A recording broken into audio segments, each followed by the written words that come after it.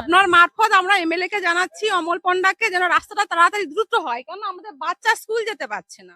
আর কি বলবো বলুন তো, বাচ্চারা এরকম করে কাপড় তুলে, আমরা মেয়েরাও হাঁটছি, বাচ্চাও যাচ্ছি, মোটাম টোটাম লেগে এটাই তো হচ্ছে আর কি। নতুন সরকার এসছে এবং সবংয়ের নতুন এমএলএ, উনি তো এই নতুন এসছেন, ওনার তো কাজ করতে হয়তো সময় লাগবে, তার বিষয়ে আপনি কি বলবেন? সময় চাইছি, 1 বছরের মধ্যে যেন হয়ে যায়। আগের বর্ষা যেন না এরকম দেখতে হয়, আগের বর্ষা যেন এই রূপটা না আমাদের দেখতে হয়, এটাই বলছি। হ্যাঁ, মোটামুটি একটু সময় নিয়ে হলেও কাজটা যেন সময় দিতে রাজি আছি, কিন্তু রাস্তাটা যেন হয়।